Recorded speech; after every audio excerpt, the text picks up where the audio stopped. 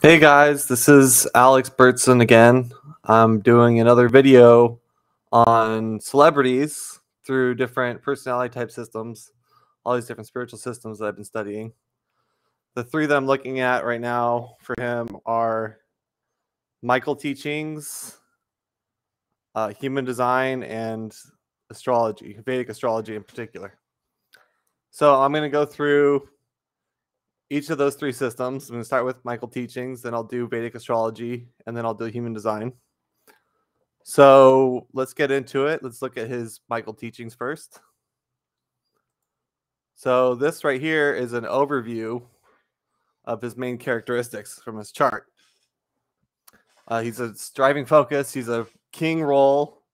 The secondary traits are warrior. He's got an essence twin that's a warrior. His goal is flow. His attitude is pragmatist. His mode is power. His center is moving. His obstacle is impatience, and his body type is jovial. But I'll get into what all those mean. That's just a quick overview. So this is his like more full-fledged chart. This is all his information from what I got from his chart. So what Michael Teachings is it basically shows you what your soul characteristics are, what you chose to choose, that we chose for your whole reincarnational cycle. Basically, we start incarnating on a planet and choose certain characteristics for the whole cycle. And we go through different stages of development until we stop incarnating and start moving to the higher planes of existence. So it's like a deeply spiritual system. And so I'll explain what these two things here are. We have essence on the left, which is all the characteristics that he has for every single life that he has on Earth.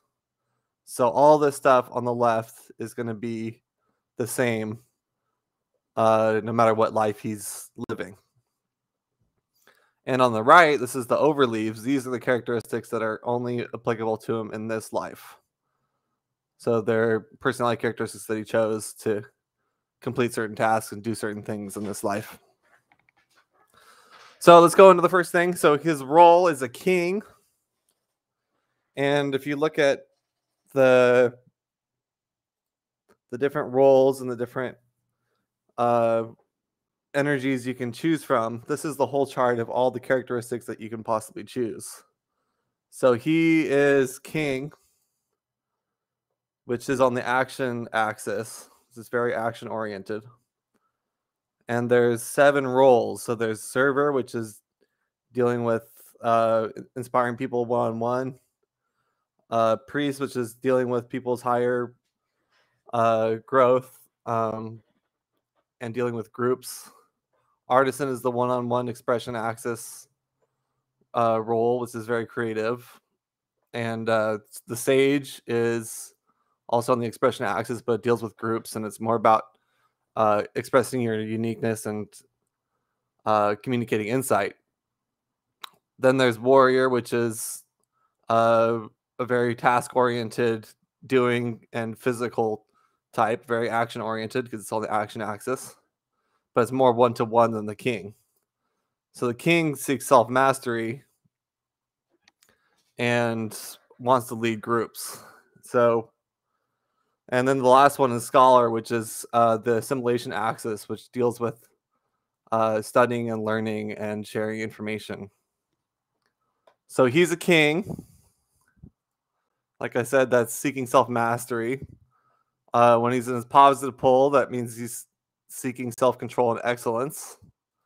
If he's in his negative pole, he feels entitled to have his own way and tell others what to do. So he could be expressing the negative pole in certain times and then positive in certain times. But the goal is to be on the positive pole. So the other people that are kings are Jesus Christ, Buddha, Alexander the Great, Donald Trump, Steve Jobs, Arnold Schwarzenegger, John F. Kennedy, Ian Curtis, which is the singer of Joy Division, the post-punk band. And I put Joe Duplantier on here also. He's the guitarist and vocalist of Gojira metal. It's like a progressive death metal band. So kings want to rule, essentially. They don't always have the opportunity to do that, but when they can, they do. So, going into a leadership position of some kind is really important for the kings, and guiding others. So his essence twin is a warrior. And warriors, like I was saying, is like the ordinal version of the king. It's the one-on-one version, but it seeks challenge and wants to achieve a lot. Very action-oriented. So his warrior essence twin is discarnate. And just so you guys know what an essence twin is, it's essentially a soul that you chose to grow with and bond with. And the relationship is for your spiritual growth throughout all your incarnations. So 30% of the time, you'll actually know who your essence twin is, because they'll be in your life somehow. They'll be like a friend, or they could be your partner. But because it's an essence twin, it doesn't mean necessarily that it's like a soulmate in the sense that it's going to be fine and dandy and you're just perfect match for each other. But you do know each other really well, because you're actually sharing each other's energy all the time. And so because his is discarnate, which means it's not incarnated right now, he's basically getting a boost of war energy. So what happens is the essence twin is kind of riding your shoulders energetically. And so you get a boost of that kind of quality. So he has some secondary influence of warrior. So he's got king and warrior going on, which are both action-oriented axis stuff. So it makes sense why he's so productive and does so much stuff, and he's just immersed in the world of doing. And so we'll get more into that too, because his other secondary characteristics from his casting, which deals. The casting is basically where you're positioned in your entity, and an entity is like a group of 1,000 souls that you decided to incarnate with. So depending on where he's placed in his entity, he's going to take on certain characteristics. So he's got warrior and king as further secondaries. So basically, he's just like full-on king warrior in like every aspect. So it reinforces his role and his essence twins energies, because it's the same. So he just has more of that. The server one is not going to be very strong because it's greater cadence. It's the least apparent and the least active of the energies. So he won't have a lot of server energy. If this was also warrior or king, then it'd be an extra boost. But this isn't like very doesn't apply to him as much as the others. So yeah, if you look at that, that means that he has all these red rectangles. I mean, all these are action oriented. So it's a lot of action oriented stuff. So let's just talk about his cadre and entity a little bit. His cadre and entity. So what a cadre is it's a group of 7 entities, and an entity is a group of 1,000 souls. So basically, we're part of this greater, like larger organism of different souls that are associated with each other. And you'll be like really close to the people that are in your cadre. Like in my case, like my family is all in the same cadre as me. I'm actually in the same cadre and entity as Kanye West. This is 4-7, cadre 4, entity 7. So the makers of the Michael teachings just assign numbers to the different cadres and have some descriptions of what the cadres are. So cadre 4, what they're focused on is exacting specific high standards that brings things into clear focus and helps manifest their full potential. So high standards and bring things into clear focus. So that would be like for 7 to 10,000 souls, something like that. These are all using these characteristics of the cadre. So the entity is more specific. It's a subgroup of the cadre. It's 1/7 of the cadres of all the souls that are in the cadre, because each entity is 1,000 souls, and there's 7 of those. So his entity is number 7, and the numbers for the entity relate to the different roles. So if you could see that this is red, that means that it's aligned with the king. So it's more king-oriented energy. So like it says here, it's entity 7 of cadre 4 cleans up messes that other people make. It's like king casting. And there's many excellent teachers of various kinds. So this entity has 1,468 members, which is a little bit more than the other ones, I think. About 85 of them are cycled off, no longer incarnating, and 541 are 7th young or younger, which is the striving focus, is the young soul age, is what that's referring to. And I'll explain what that means too. So a lot of them are further along. Most of them are past the midpoint of our reincarnational cycle on the planet. So I'll explain that more later. The people that are also in this entity are Antonio Banderas, Thomas Jefferson, Alan Moore, which is the writer of Watchmen and V for Vendetta, Viggo Mortensen, the guy from Lord of the Rings, Haley Joel Osment, the one from Sixth Sense, Christina Ricci, Henry David Thoreau, and XXX Tentacion, the rapper. So that's his entity. All the people in his entity are going to have some of these similar characteristics. They're going to have this overall arching goal. So once all the souls from this entity are done incarnating, they start merging the energies together. They'll be on the astral plane and waiting for each other to finish up, and then they'll start moving into the higher planes, the causal, and then they'll start merging together. So it's pretty crazy how that works, but that's how our souls are configured, actually. So that's his entity. He also has a task companion. Everybody has a task companion. Usually it's discarnate. I don't know. I haven't seen it like incarnate yet in anybody's charts. But basically they just help with like life tasks and stuff. The artisan is the creative type. The positive pole, it's creation, genuine and effective invention. And the negative pole, you're just copying things or not really like inventing new things. So the artisans, just so you know, like understand what kind of people they are. It's like David Bowie, Eric Clapton, Kurt Cobain, Leonardo DiCaprio, Walt Disney, Michael Jackson, Daniel Day-Lewis, Alanis Morissette, Jim Morrison, Brad Pitt, Van Gogh, George Lucas. I think I said that already. So yeah, those are all the like very sensitive types. But this really helps Kanye focus on bringing some creativity into his work, essentially. So this is a very common choice to have an artisan as a task companion, because it really helps with your creative work. So there's something called orientation, which is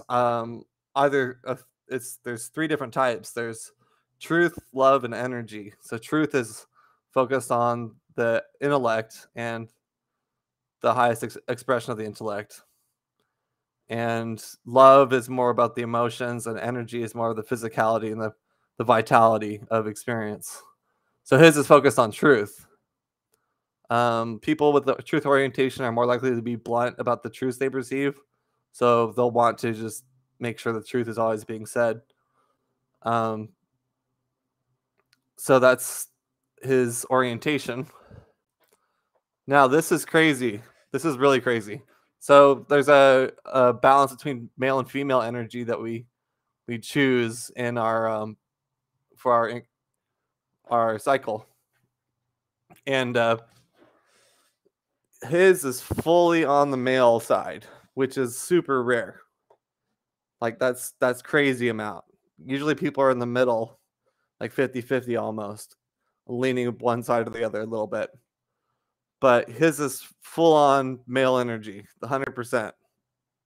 So what that means is his energy is it's focused energy on doing. It moves into the outer world in a linear way towards goals. The positive pole of it is called penetration, and the negative pole is intrusion. So he's just focused on doing all the time and moving towards goals and getting things done. Completely externally oriented and focused on action. So that just fits with everything else so far, which is, he's got king and warrior role energies going on, matched with the 100% male energy. So this guy is like super active and achievement oriented. So if he had any female energy, it would be more emphasized on being. It's more focused on the inner world and generating an atmosphere. So it's a little bit different. He would be more internally focused and focused on being and building up energy that way. But he's all action. So that's the situation. His frequency is 88 out of 100, which is pretty high. Higher frequency souls vibrate with greater speed and intensity and just get things, or they have a more intense life. They go through things faster. They have more activity. If you're lower, you're more like solid and grounded, or you can be more fluid. And your energy will feel different. So people who are around him will feel him to be like more airy. So that's kind of his energy there.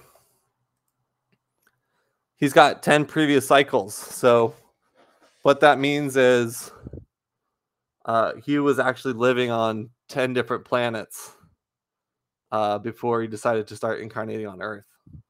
So that's a good amount. I mean, most of the people that I've had charts channeled are at 10. The average on the planet is 4. So he's further along from that. So it's pretty high, but it's not like extremely high. Jesus had 19 previous cycles when he incarnated as Jesus. So yeah, he had 19, which is a lot. That's the most that we know of anybody. So, he's got like half as many as Jesus has. But, like my previous cycles are 10 also, and like all my family is 10. So it could be because just the people I'm interested in studying are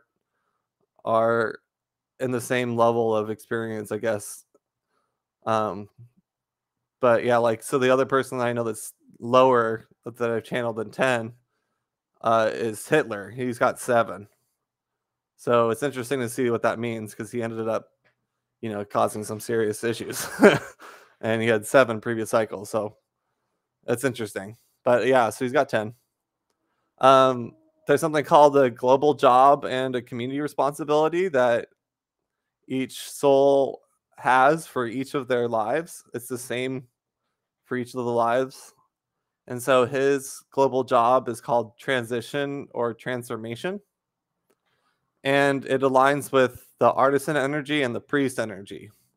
So the reason why it's artisan and priest is because the artisan is about invention and the priest is about salvation or higher growth at the higher things, spiritual stuff. So basically what's going on is transition means, it's like bringing in new inventions or ideas that require a transition to a new way of doing or looking at things. So it's like a new perspective, it's a new thing. So like when cars were created, that was a new paradigm of invention. It's like it took a while to catch on, but once it did, it was a completely new adaptation that we started using in society. So what happens is from the transition, it's like you're transitioning people into new ideas or inventions, and the transformation is making it so people can actually participate in that new paradigm, whatever the new invention is.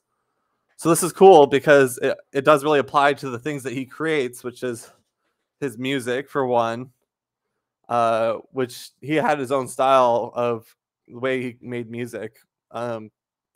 He's a very unique producer, and his music had a certain, it was completely new. And the way that he approached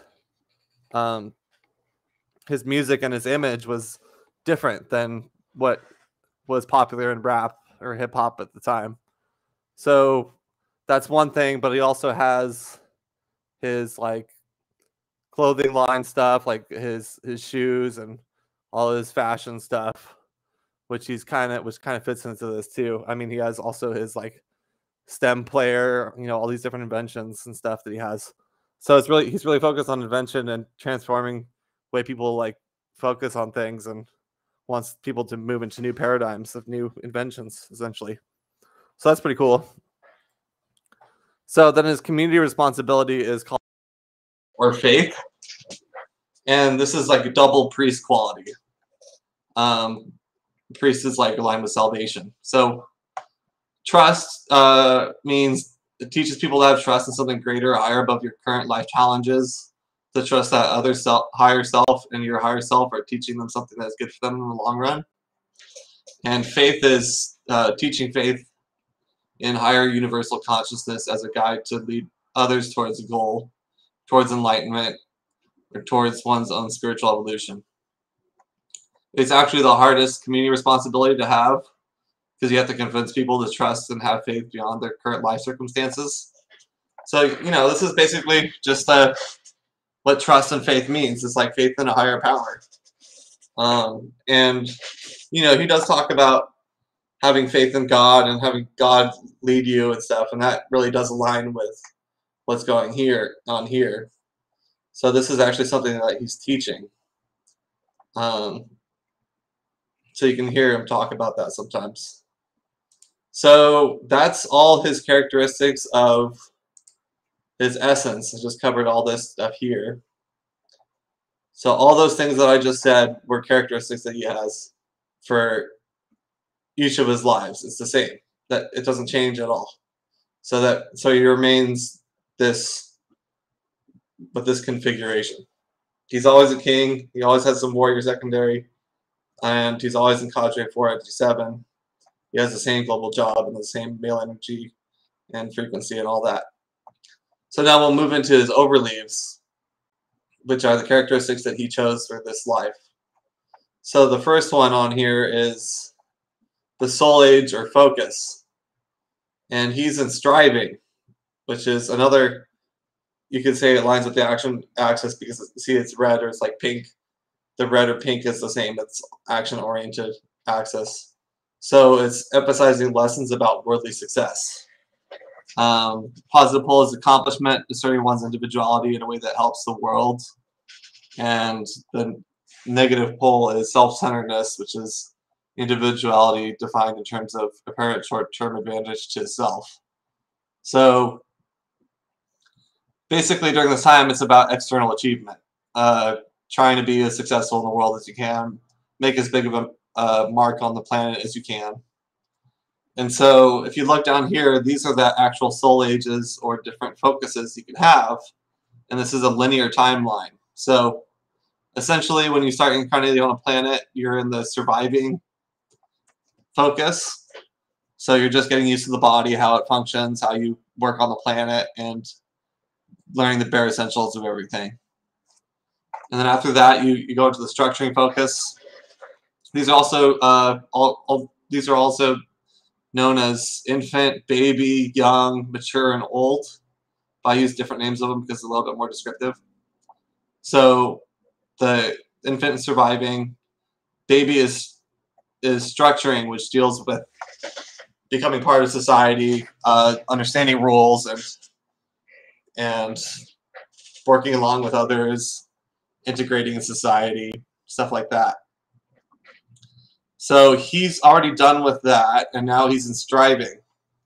He's at level 2 of 7 of striving, which means that he's starting to get comfortable with the striving focus. He's done with structuring, but now he's really moving into the striving.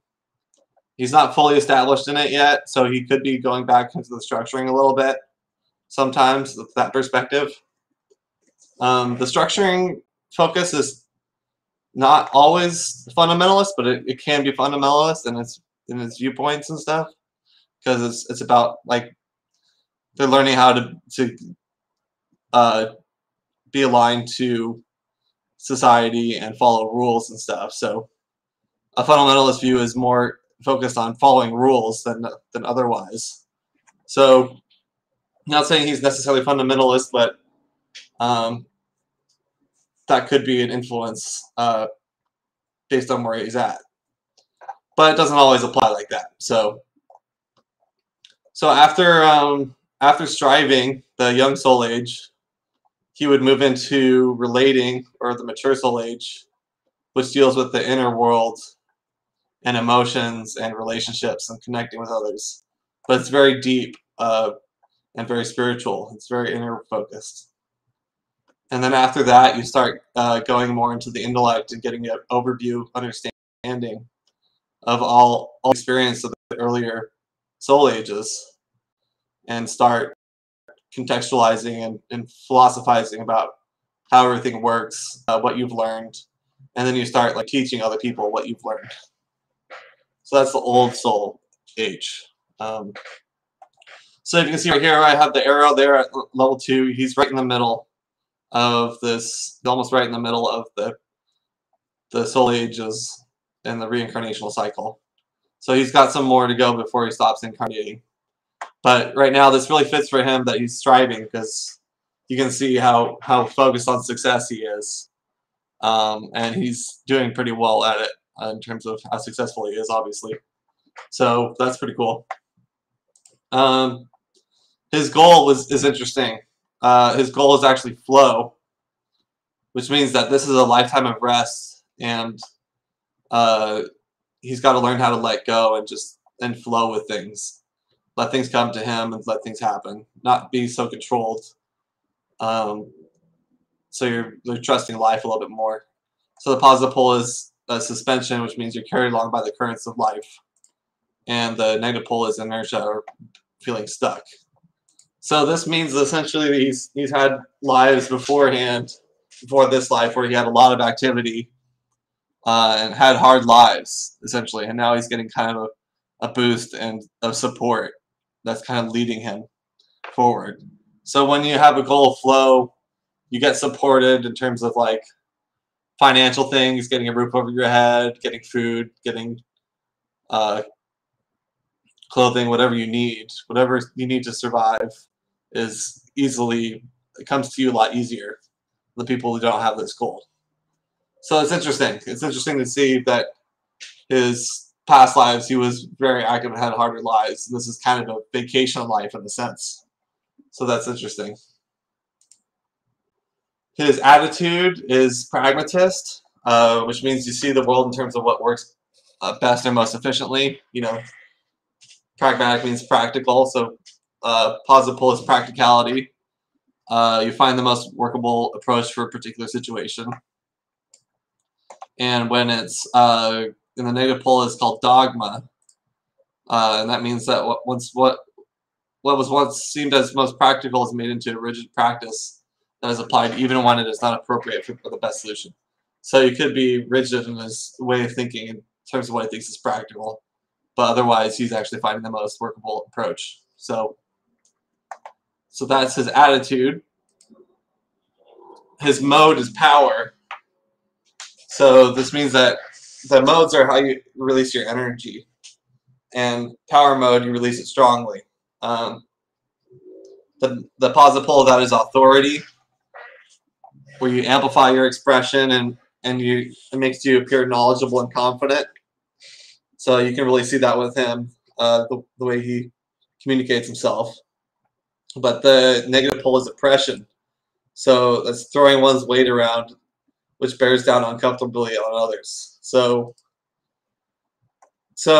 he's either oppressing or he's being, an authority of some kind. And you can see that you can see the oppression sometimes in the way that he communicates himself. It is a powerful expression that he has, but he's gotten into trouble the way that he expresses himself sometimes. So that's his mode. The centers, there's actually 4 centers that you can choose from. You have a primary center and a secondary. His primary one is moving, and so there's the 4 centers that you can have are emotional, which is on the inspiration axis, intellectual, which is expression, and physical on the action axis, and moving. So emotional deals with the emotions, obviously. Intellectual is with the intellect. Physical deals with physical sensations that you feel in the body, like gut feelings and different signals that your body gives. You're really sensitive to that. And then moving is dealing with action. So the actual moving of energy. So what that actually says for that is moving is an inner pathway to universal energy used for movement. When in the positive pole, it's enduring, which means experiencing being in the zone. The negative pole is energetic, where you just temporarily move to act, perhaps leading to burnout due to poor energy management. So this is crazy because I don't really see a lot of people who are moving centered first. The most common one is intellectual that I've seen.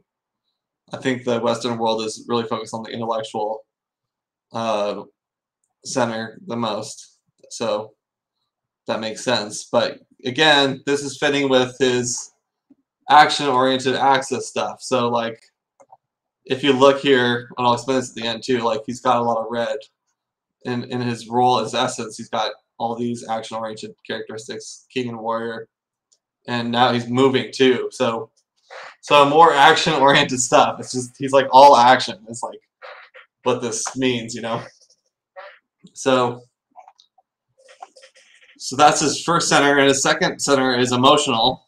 Positive pole of that is sensibility, means your ability to feel is fully developed, and the negative pole is sentimentality, which is feeling is cloying and open to manipulation.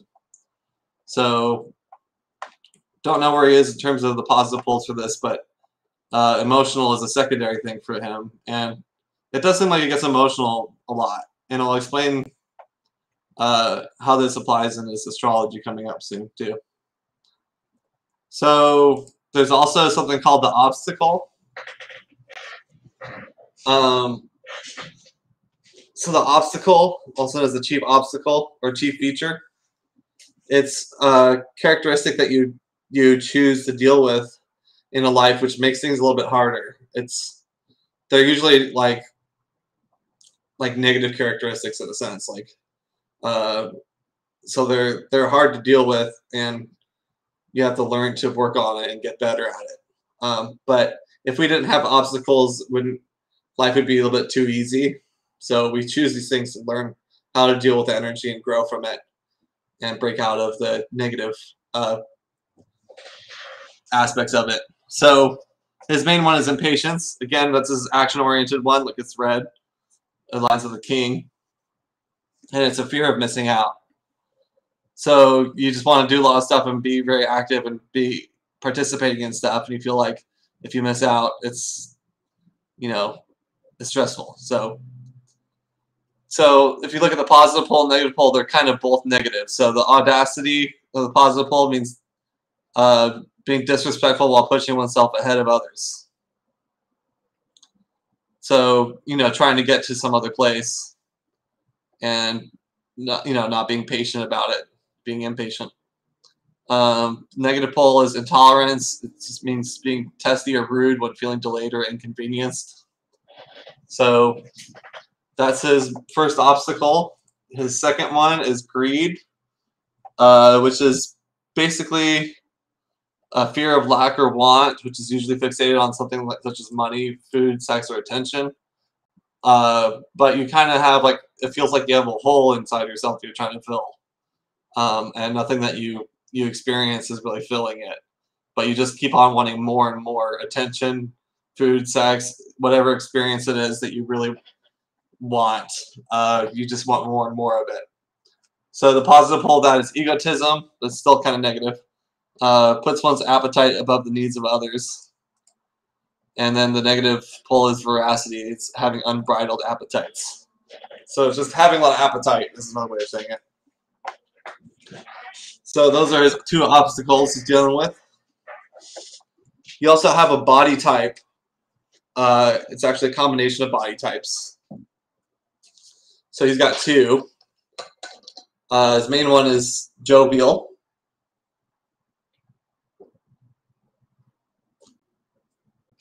Okay, so jovial is all these body types are more of like an energy. They do have some physical characteristics that are associated with it, but what I've noticed for it is more the energy that you embody. So when you're around this person, the energy that you feel from them is the body type. So our bodies are interacting with each other in terms of what kind of energies they're outputting. And certain body types are attracted to each other. So for him, this is jovial, and that means the characteristics, the physical characteristics, is like full-bodied, but the energy is like extroverted. It's the most developed body type. The archetype for it is the Emperor.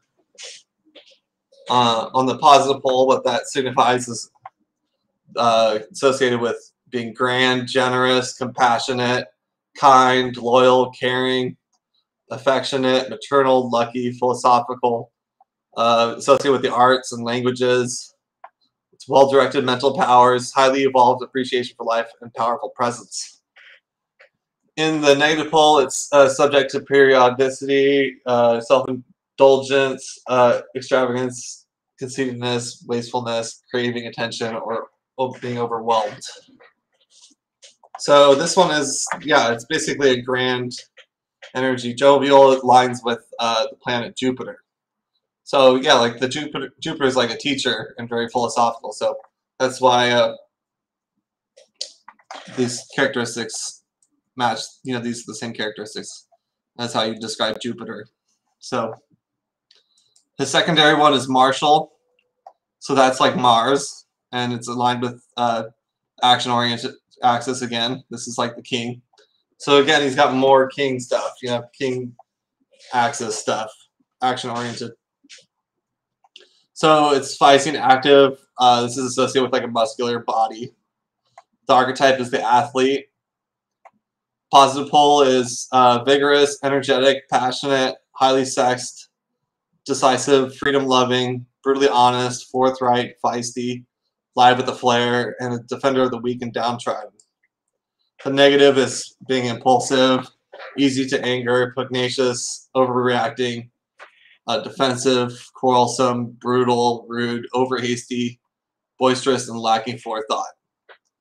So it's a very physical doing type. You know, like these people want to be more physically active than the other types. So he's got a mix of jovial and martial for his body types.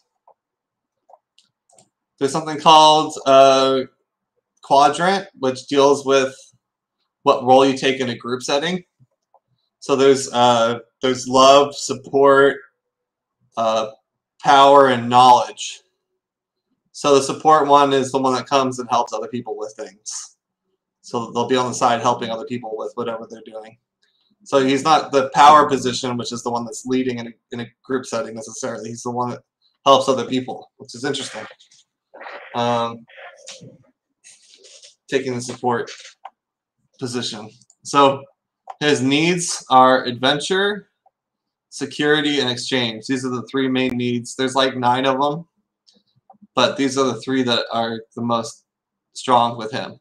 So adventure is, you know, going on adventures of some kinds. Whatever you consider to be an adventure, you're always seeking towards those kinds of things. Security deals with like, having enough money, having resources that you need. And exchange is how you exchange with others. It could be sharing information, knowledge, spending quality time with other people, even physical touch is considered exchange. So it's really connecting with other people and sharing, and it's really balanced. So it's like not one person's more superior in the exchange than the other person. It's a joint shared thing. So those are his needs. And so that's everything on his Michael chart. So if you're going to summarize it, what I can say is he's got a lot of action-oriented axis stuff. Like there's a lot of red. King, warrior, warrior, king, cadre entity 4-7, which is the king-oriented one. Striving focus is action-oriented. He's got high male energy, which really focuses on doing. Moving, which is also focused on doing action. And patience, same thing. Martial body, very active. So it makes sense because he does a lot of stuff and is always focused on doing. So he's achieved a lot by doing so. He also has, a couple of green things for his goal and attitude. So these ones are the assimilation axis, which align with the scholar. So it's more neutral. And then power, which is the way he expresses himself, is pretty strong. So it's interesting looking at all that. He's action oriented, and according to his global job, he wants to create things that change the way people, creating new inventions of some kind or providing new services that's changing the way people approach things. And he's focused on the higher stuff too, because he's got the trust and faith, and community responsibility. So that's it. I mean, he's one of the most action-oriented souls that I've come across. So it's pretty cool to see all that. Like you don't see king, warrior, warrior, king, all that too often. So it explains why he's so intense, So that's it for his Michael teachings. Now I'll move into his Vedic astrology. So we'll look at his chart. Here's his chart right here.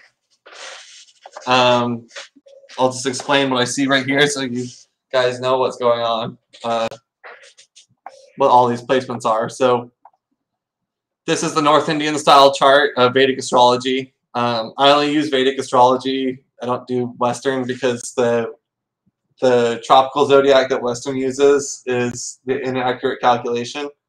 Everything that's calculated in your Western chart is 24 degrees ahead of its actual placements. So if you want to see what your actual placements are, like where in what constellations your planets are in, you have to look at the sidereal zodiac of Vedic astrology. And I just like Vedic astrology because it has such a deep history and there's a lot more to it. It's much more advanced, has a lot more different characteristics than like different features and stuff than what Western has. So it's really the more advanced system. So yeah, you have to look at sidereal zodiac if you want to see what the positions really are. So this is his sidereal Vedic chart. This is all the placements. So in the North Indian style chart, this top diamond is the first house. That's the ascendant. And then you count along the edges. So it's first house, second house, third house, fourth house, fifth, sixth, seventh, eighth, ninth, 10th, 11th, 12th. And so these numbers in here are the different signs. So he's a Cancer ascendant because it's the fourth sign. So going around the edges is first house is Cancer, second house is Leo, third house is Virgo, fourth house is Libra, fifth is Scorpio, sixth is Sagittarius, seventh is Capricorn, eighth is Aquarius, ninth is Pisces, 10th is Aries, 11th is Taurus, and 12th is Gemini. So his Saturn is in the first house, Rahu's in the third, Moon is in the 8th. K2 is in the 9th. Mars and Venus are in the 10th. And his Mercury, Jupiter, and Sun are in the 11th. So I'll explain each of these positions a little bit more detail. So, like I was saying, his ascendant is Cancer. It's ruled by the moon, and so this means that he's actually learning about the nature of emotions in this life. That's because his ascendant is in Cancer, which is a water sign, really emotional. To make him peaceful, kind, romantic, gentle, changeable, and fickle. It seeks perfection. Skills are best used in the material realm. It's very aware of money and deals with finance as well. So that's the ascendant. His ascendant is in a nakshatra called Pushya. The nakshatras are like sub-constellations inside the signs. So this is inside Cancer, but it's a sub-constellation, and it's ruled by Saturn. It means the nourisher or the nurturer. So what it's about is it's about preserving, protecting, replenishing, multiplying, and strengthening. It's the enjoyment of wealth and prosperity. So it's associated with wealth. So we'll get more into that because his chart talks about wealth quite a lot. So this is interesting. His sun is in Taurus. So if you look at this chart, sun is in the 2nd sign, Taurus. In Western, he comes out as a Gemini, but that's actually the wrong calculation, like I was saying. So he's not a Gemini like he thinks. You know, he thinks he's a Gemini. He didn't know that tropical is wrong. So he actually has no planets in Gemini. He's not a Gemini at all. He's got 3 planets in Taurus, actually. So Taurus is a lot stronger for him. And just think about it. I mean, he's totally a Taurus. It's ruled by Venus. It's sensual and artistic, sensitive to the beautiful things in life. People who have Sun and Taurus are involved in beauty or fashion industry, arts, music, finances, all that. So that's funny because that's everything he does. I mean, he's involved in the fashion industry. He does create, he creates music, and he deals with finances. I mean, Taurus is an earth sign, so it does deal with finances and wealth. So, he's a wealthy guy. He's a billionaire, so he's the richest fucking rapper there is right now. So, yeah, so he's totally a Taurus. His sun is in the nakshatra Mrigashira, which is in Taurus. It does go into Gemini too, but it's a little bit different in how it expresses itself in Gemini. But it's ruled by Mars, and it means to seek, investigate, pursue, and inquire. The mind and intellect is restless, always searching, sensitive, and emotional. So I know some Mrigashira people. I have some friends that have the sun or other planets in Mrigashira. And what I noticed for them is it's about, like I was saying, it's always searching, always seeking. So the focus for them is not finding, it's about always seeking for things. But they find stuff that they like to collect, essentially. So for him, it's like, it makes sense because he's really interested in fashion, and he's always seeking for the newest thing. So I can see like he's collecting clothing and stuff like that. Like I have friends that like to collect things, and so it makes a lot of sense for him being in Mrigashira. So his sun is in the 11th house. So like I was saying here, you can look. This is the 10th. This is the 11th. 11th house, having the sun in the 11th house means dream big, never lose sight of what you want to accomplish, considers long-term goals, works hard to turn major dreams into reality, and you gain in power and leadership with age. So yeah, the 11th house is associated with gains. So I'll talk more about that with the other planets that go into this house too. But so that's the sun in the 11th house. So the sun is ruling the second house and is in the 11th. So if we look at his chart, second house has Leo there. It's the sign, and it's in the 11th. And what's really cool about this is what I've noticed is people that are really wealthy, like Trump has this too. They actually have a connection between their second house and the 11th house, which is interesting because it comes out that way. A lot of people are wealthy when these are connected. And the reason why that is because the second house is wealth and the 11th house is gains. So you're just basically gaining in wealth, you know? The two together just create that combination. So it's the best position for wealth. He makes large sums of money, easy gains, and earns through a wide variety of means. So it's true, he does earn through a wide variety of means because he has his music and he has his clothing and he has all this different stuff that he does. So it does really apply to him. So let's look at his moon now. His moon's at Aquarius, which is ruled by Saturn. It's socially conscious, concerned with serving humanity and caring for society. People with moon in Aquarius can be found as part of a team or group of friends, or at music events and spiritual groups. So for him, groups of friends is a big thing because he's got 3 planets in the 11th house is one thing, that's friends. Aquarius does also align with the 11th house because it's the 11th sign. So that's why there's some similar energy dealing with groups of friends. But it also says music events, so that really applies to him because he's a musician.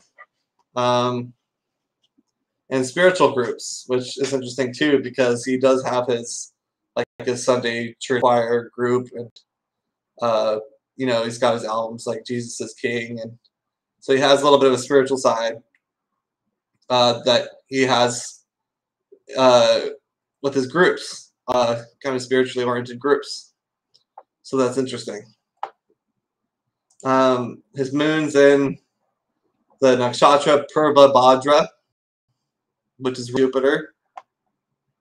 It means beautiful, auspicious, blessed, gracious, or happy. Blessings come from good deeds from past lives. So maybe that's why he's in the goal of flow, like I was saying from Michael teachings. That he's getting some blessings from maybe hard work from past lives, essentially.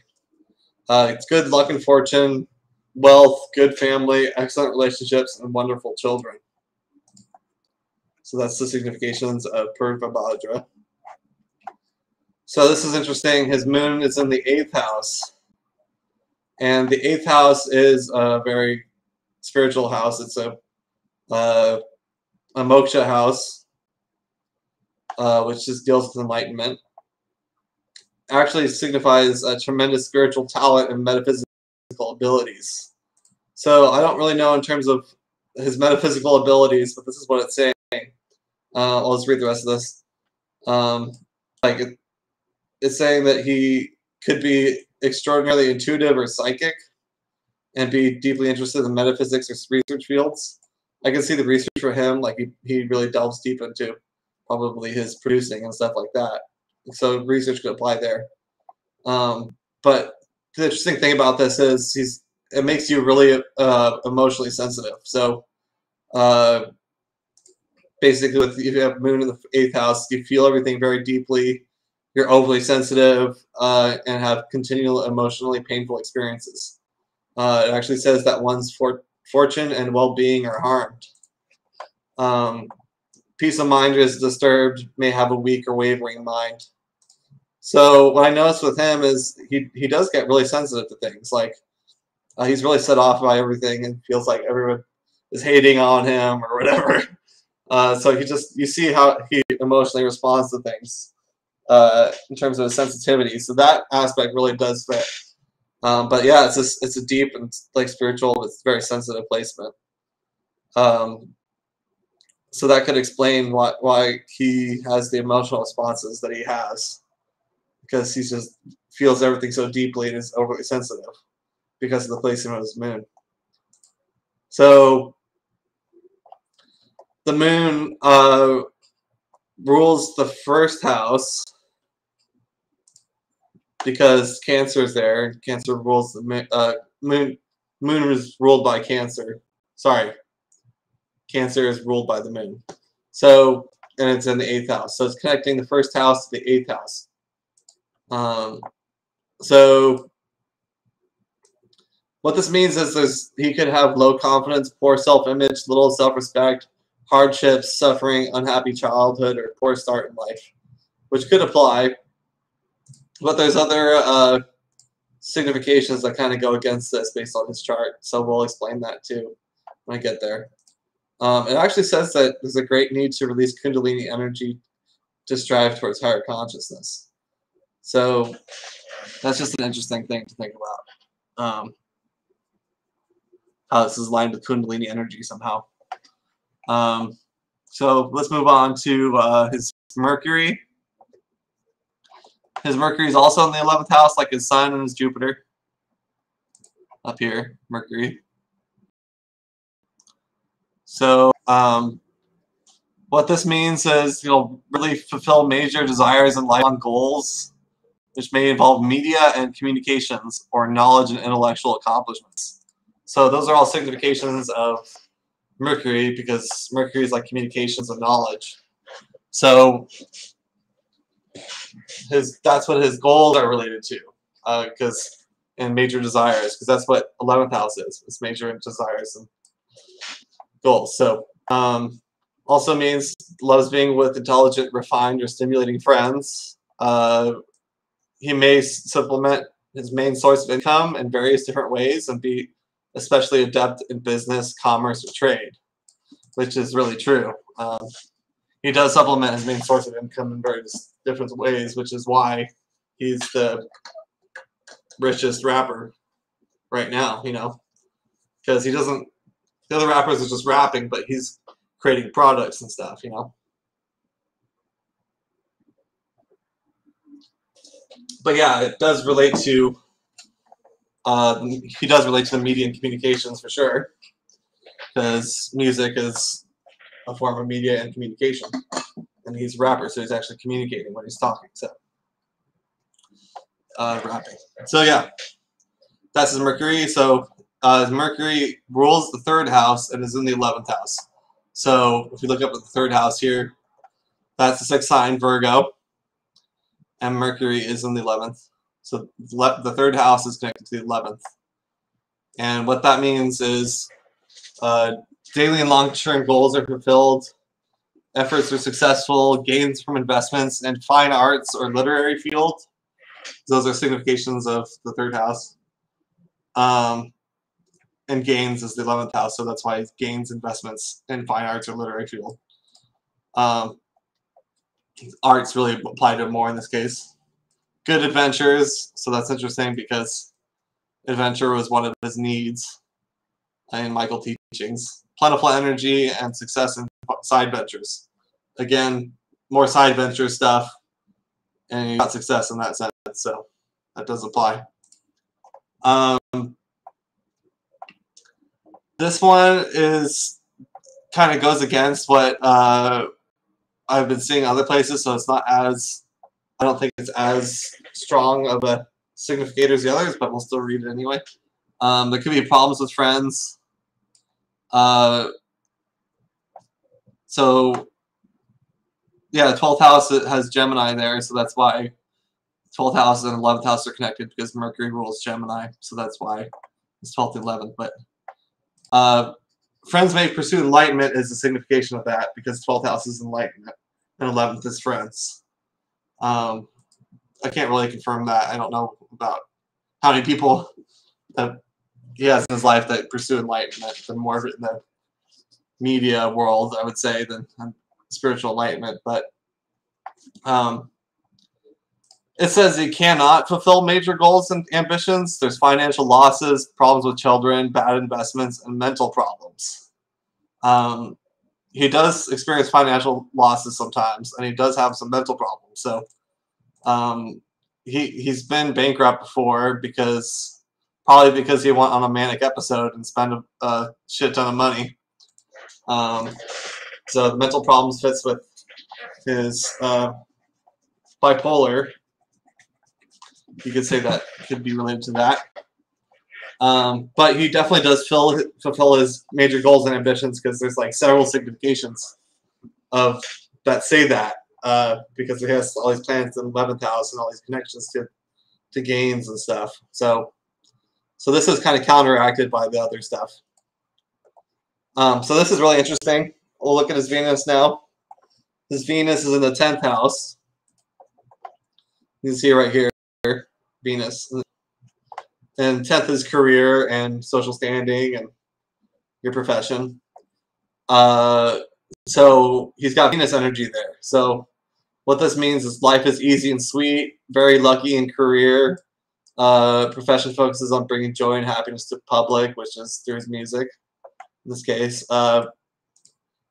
Common placement for successful actors, artists, musicians, and performers, which is what he is. He is a musician performer. So people with this placement may make a living through working with luxuries like beautiful clothing, which he does. It could be jewelry, arts and crafts, fine cars, all the fine things, this totally applies to him. I mean, he's involved in the fashion industry and shoes and stuff like that. So this really does apply to him really well. Also means that you're adored by the public, makes lucky contacts with people through their profession. Associations with women are favored, adored by the female public. Has a happy relationship with mother, and that's the signification because it aspects the 4th house, which is 4th house is mother. So he's got that Venus stuff influencing that. So that's cool. It really right here shows what's going on with his career and stuff. It totally applies to Venus stuff. So it's really interesting. Venus is ruling the 11th house and is in the 10th. So you can see here Taurus, which is ruled by Venus, is in the 11th, and Venus is in the 10th. So what this creates is his career involves friends and groups. This is true. He works with so many people in his music. Prosperous, many career opportunities. So you can see this is going against what I was saying earlier. Wealthy, many comforts, performs good deeds. So that kind of counteracts the negativity that we saw with Mercury ruling the 12th and being in the 11th. Very prosperous. So his Venus is also ruling the 4th and is in the 10th. So you can see Libra is in his 4th house, and Venus rules Libra. So this is interesting because Venus is in the 10th house and it's aspecting the 4th house. So it's aspecting its own sign. So that's actually a strong placement. So again, here we go. A strong and successful career, political power, respected by powerful people, maybe a ruler or leader, maybe famous. So that's interesting. He did run for president. I don't really see this as strong for him as his music and his, the Venus-related significations that he has. But it's still there. He could have, he is respected by powerful people. So there's a chance of being a leader. I mean, and he is a leader in some sense. And he's helped a lot of different musicians with their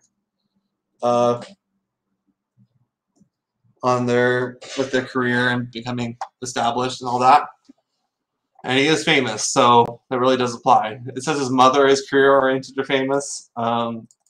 This is because mother is 4th house, career is 10th house, so mother is connected to career. And he was really close to his mother for a long time, until she died. So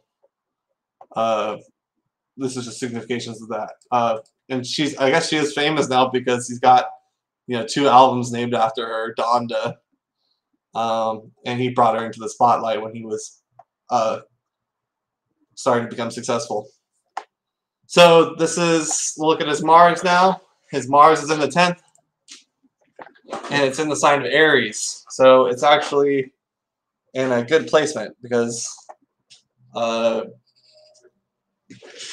rules Aries, so it's in its own sign.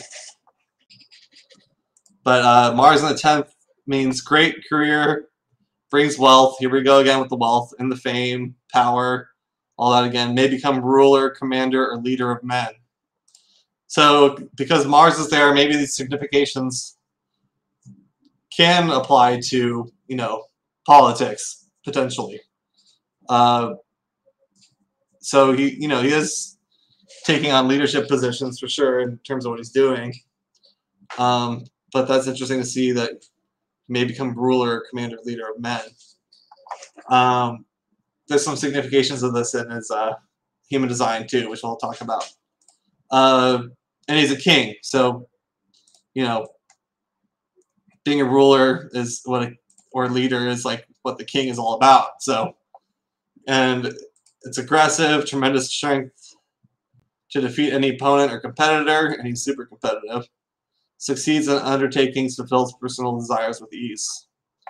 He's proficient in his profession, enjoys great success and achievement, highly ambitious and successful, and does well with computer technology because Mars is associated with that, with computer technology. So yeah, Mars in the 10th really does align with the king kind of energy in terms of him being a ruler of some kind, leader of men. So that's cool.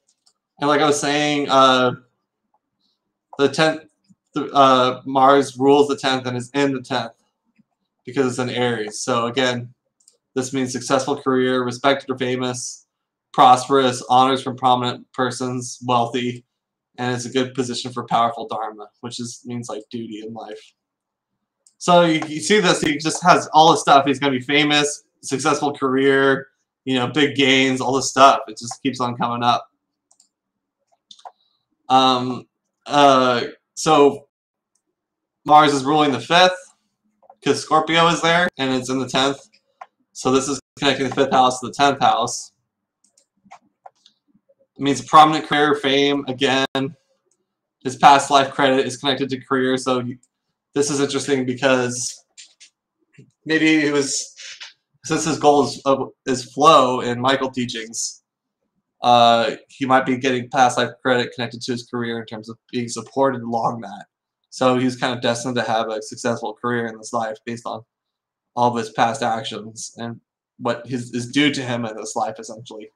So that's pretty cool. See, this past life, past life credit is associated with the 5th house, and career is the 10th house. So that's why it says that he has past life credit connected to career. Has happiness from children, performs good deeds, and gains from eminent people. So that's it for his Mars. Let's look at his Jupiter.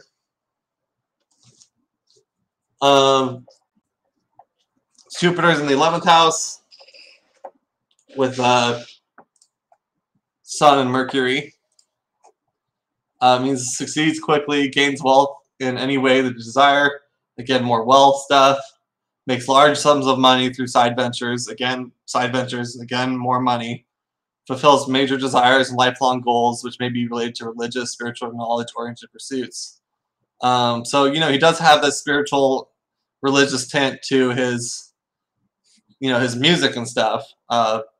It's a theme in some of his albums and stuff, so that does apply. He's very sociable, has friends across the globe, which is true. Benefits from friends who are knowledgeable, spiritual, or wealthy. Loves to dance. That's interesting. It says that.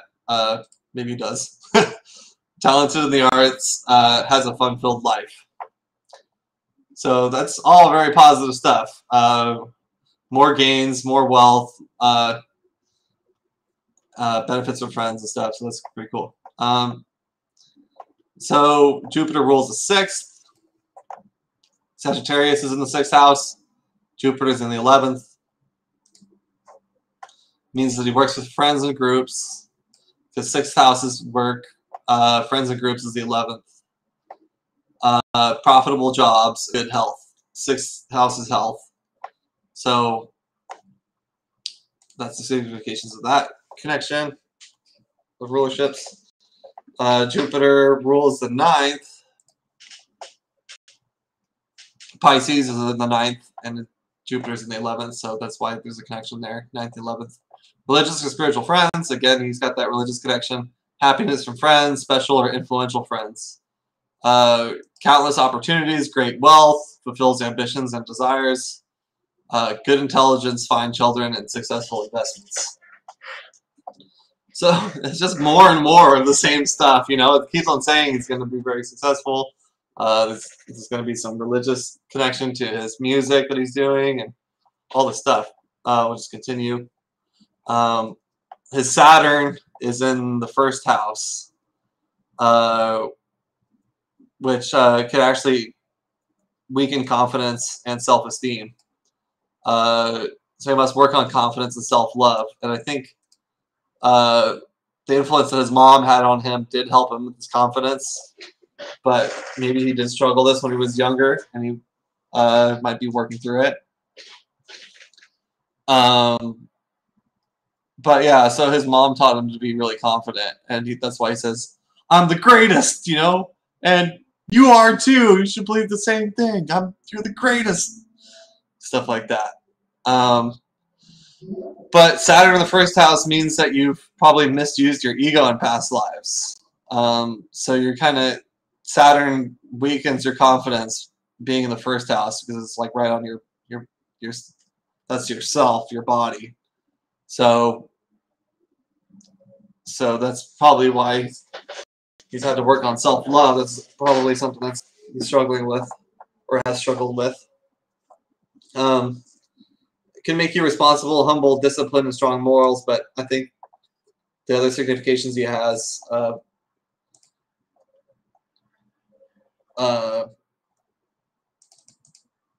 well, yeah, I guess he is disciplined, so that does apply. He may become a leader. That's another aspect of this too. Saturn does signify leadership, especially in the first house. And this aspect's the 10th house too, so it is related to his career. So leadership is another thing. So this is interesting. His Saturn rules the 7th house and is in the first. His Capricorn is in the 7th house, and Saturn's in the first. So 7th house is connected to the first house. So this creates a strong connection to your partnerships, like your relationships, your marriage, and stuff like that. This signifies a strong bond with spouse, beautiful or wealthy spouse, successful partnership, strong desires and passions, and good sex life. So, I mean, he's divorced now, so that didn't really work out. But beautiful or wealthy spouse did really apply for him and Kim Kardashian. I can see the strong desires and passions. Don't know about his sex life, but sure. Says it's good, so we'll just trust that. He's got some more significations of low confidence because Saturn rules the 8th. 8th is actually a Dhisthana, which is a bad house. So, see, Aquarius, which was ruled by Saturn, is in the 8th, and Saturn first. So, this means low confidence, poor self-image, unhealthy, poor appearance, hardships in life, difficult childhood. So you can see this kind of goes against the other stuff a little bit, but maybe he did have some hard times at the beginning. So confidence is interesting because it says he has low confidence, but then he actually is pretty overconfident a lot of the time. But so let's look at his Rahu now. Rahu's in the 3rd house. Let's look right here. Rahu is in the 3rd house in the sign Virgo. Means it makes him adventurous, excited, motivated, courageous, strong-willed, determined, and powerful. Efforts and desires are fulfilled. He's brimming with energy, enthusiasm, and life. This creates intense cravings for expressions in the fine arts, makes him talented and creative. Maybe a powerful actor, producer, or director. Great talent in music, dance, or drama. And has a powerful, distinctive voice. So, 3rd house is that's the music, dance, and drama. All these are the significations of the third house. Rahu is what you're moving towards in this life, what you're craving to experience. So it's what you're moving towards. So that stuff really does all apply to him, especially the fine arts, creativity, talent, energy, courage, all that does really apply to him.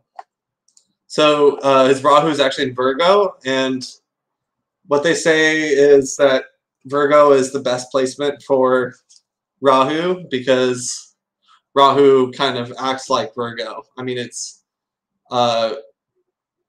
really connected to the material world. Like Rahu is about experiencing the material so you can move to the higher spiritual realms, but it's really focused on the material. So Virgo is an earth sign. What this means is he fulfills the divine plan through actively participating in the material world. It can actually create deep dissatisfaction dealing with the material world. There could be, like, the more successful he becomes, the greater the feeling of emptiness he might be experiencing. So the way to solve that is to treat every task as an expression of divinity. But yeah, so that's actually a strong placement, though, being in Virgo. So his K2, which is opposite his Rahu, always opposite because they're connected. So his K2 is in the 9th house in Pisces. And Rahu is in the 3rd house in Virgo because they're opposite. So this means that he's kind of disconnected from the 9th house significations, which is philosophy and religion in some sense. So there could be little interest in actual philosophy. But he could do very well with metaphysical and psychic subjects, which is interesting. So his moon being in the 8th house was kind of giving some psychic significations too. So that's interesting that it's saying that here. Could experience difficulties with father, because 9th house is father, who may be weird or strange. And weird or strange is significations of K2. So I don't know much about his dad, but he's not really in the picture as much as his mom. So I think he had some harder times dealing with his dad. So maybe this does really apply to his dad. So that's interesting. K2 in Pisces means that he was actually concerned with search for enlightenment in past lives. Because Pisces is like the spiritual and enlightenment related stuff. He can be so idealistic and spiritual that he finds it hard to live in the world of matter. So he does have some spiritual significations, it's a little bit in his chart, but he's moving more towards grounded, earth-oriented stuff like Virgo. So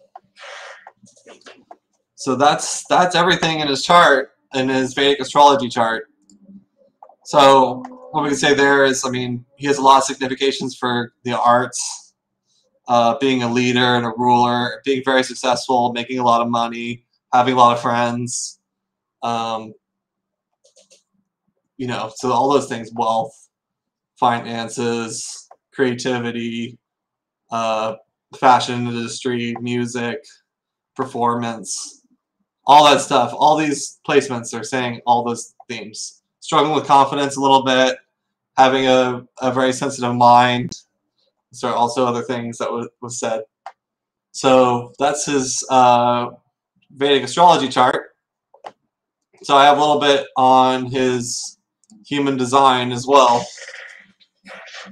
So we'll look at his body graph.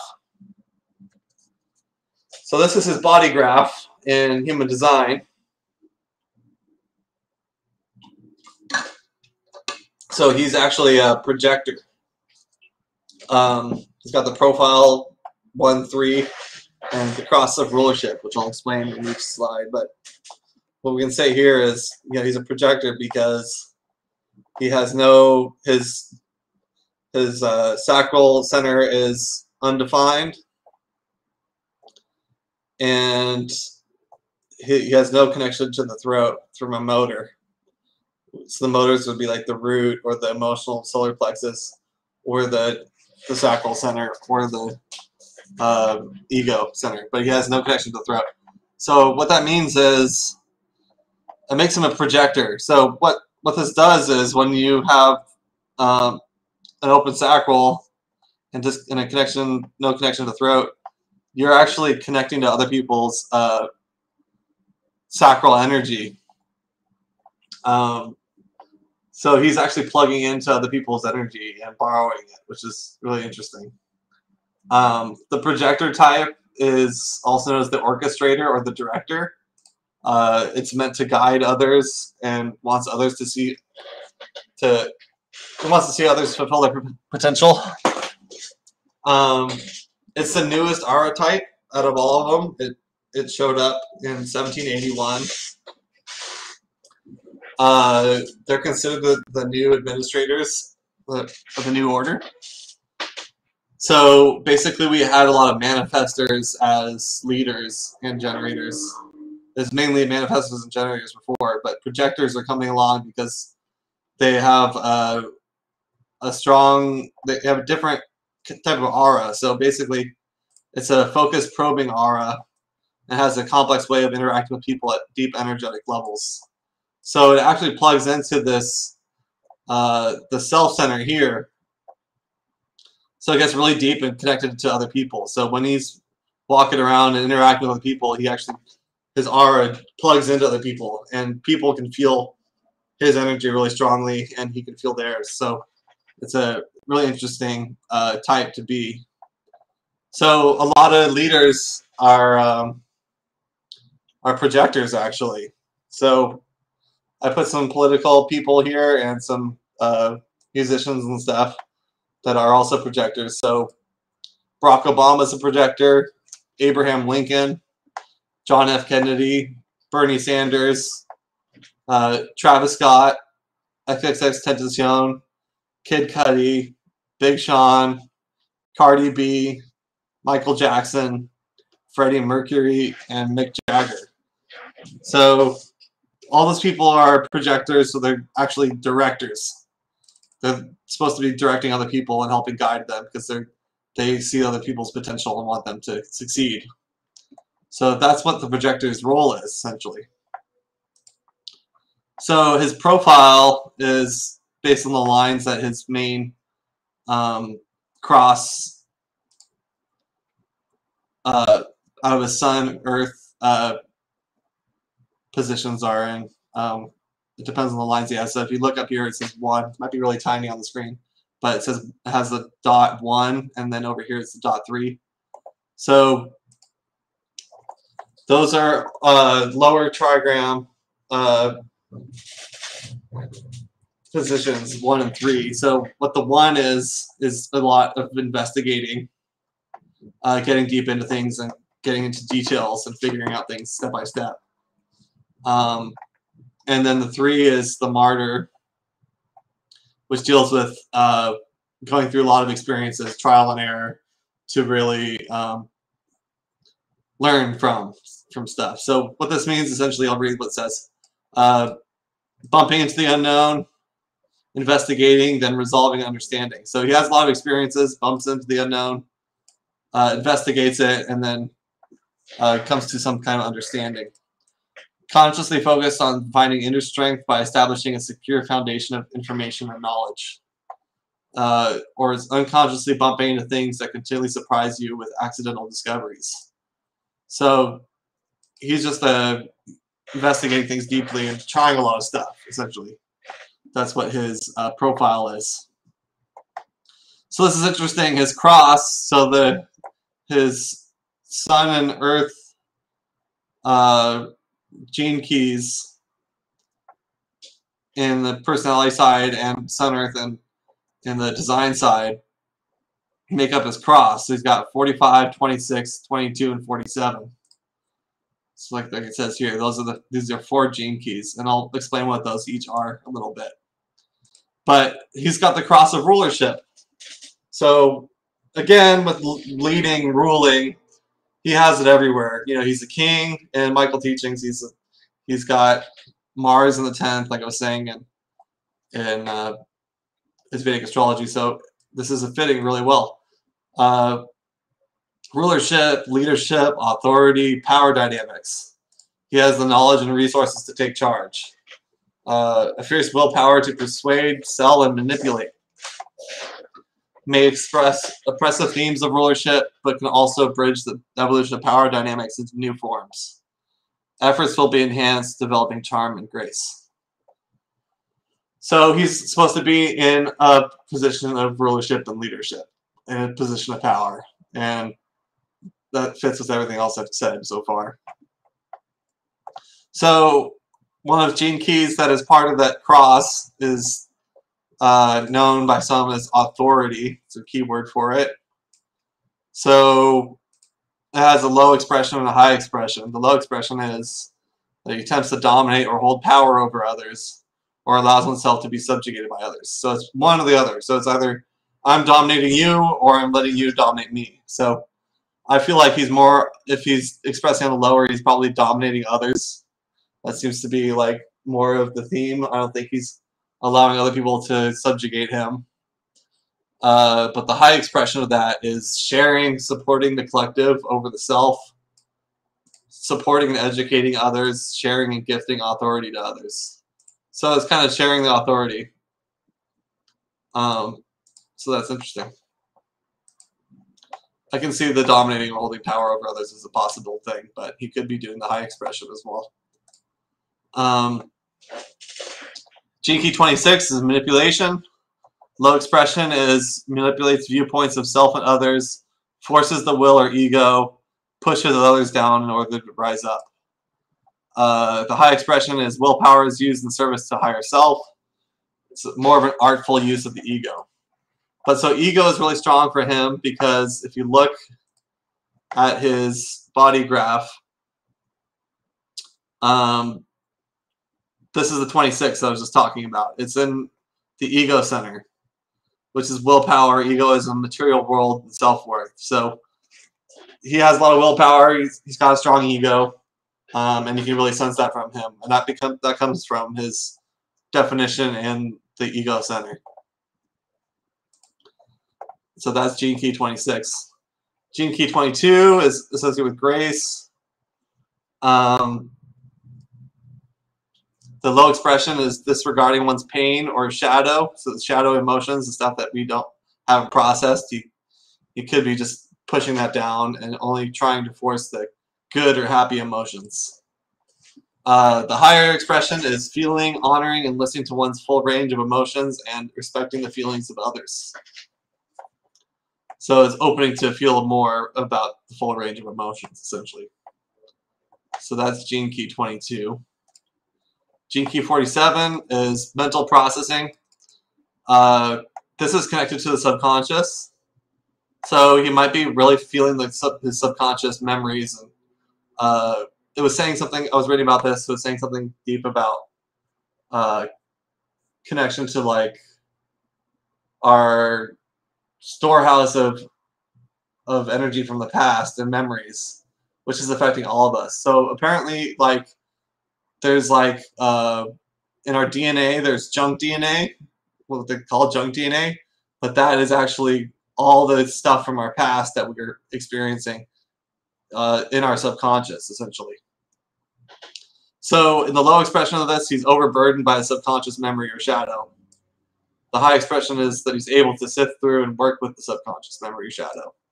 So I wonder how this is actually affecting his experience. I don't know what this feels like to be overburdened by the subconscious memory, but he's connected to that.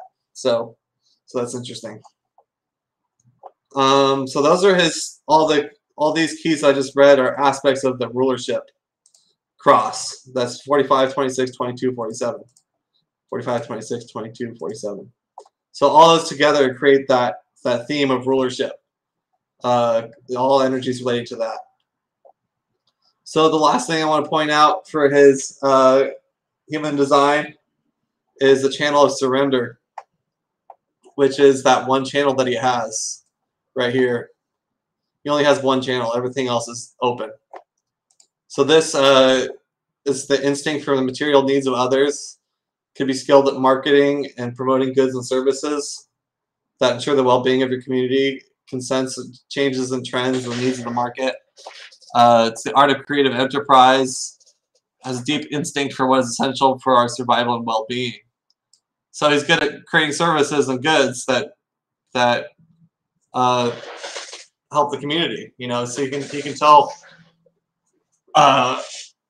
he has a sense of creating products and providing to the community in a way that, you know, he's just creating a bunch of new stuff, and that really applies for him. I think it really matches with his transformation global job from his Michael teachings in terms of inventing things and bringing them into the community. So like all his creative work, his music, his fashion industry stuff that he does relates to this, because he has a sense of what the market wants or needs, and he can match it with that, even before they even know that they want it, essentially. So that's pretty cool. This is part of the tribal circuit, which focuses on the issues of the material world, such as creation, distribution of resources, supporting each other in the process of obtaining security, food, and shelter. But yeah, it's related to, you know, like people who are like graphic designers or musicians or creating something. It's the art of creative enterprise, essentially. So that's pretty cool. That was really fit with him. So, you know, that's everything. I went through his human design and his Vedic astrology and his Michael teachings. So the themes that we see for this is, you know, he's a king. He has a lot of action-oriented stuff, so he's really productive, powerful at expressing himself. He's got themes of leadership everywhere in his Vedic astrology. He's involved in creative projects in terms of music and fashion industry. You know, Venus significations. He's got significations of rulership and leadership. He's in the striving focus, so he's focused on the external world and achievement. So that's, you know, all these are really fitting in together really well in terms of the themes that he's got going on. He's a leader in what he's doing. He's making a lot of money. He's very successful. So all these significations do really fit for him. So that's it. That's everything from his 3 systems. I mean, he's a king. Very focused on creativity. Is guiding others. He's a director. He's got the cross of rulership. So leadership is big. All that stuff. So I hope you guys liked it. I hope you liked seeing all the details of what's going on with him and seeing how all these things fit together. And it's pretty crazy that you can get all this information, because essentially what this is all coming from is this is from a channeled, the Michael teachings comes from channeled information. The Vedic astrology and human design come from your birth information based on when you were born. And so these all these significations just come from that. So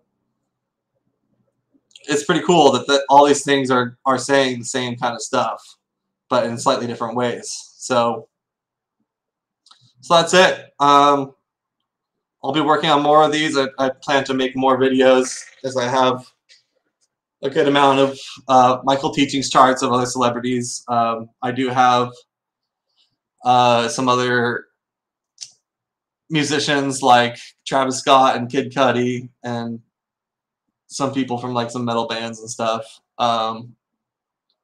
So I'll do some more videos coming up, but that's it for now. That's everything I wanted to show. Hope you guys liked it. I'll see you guys in the next one. Thanks for listening.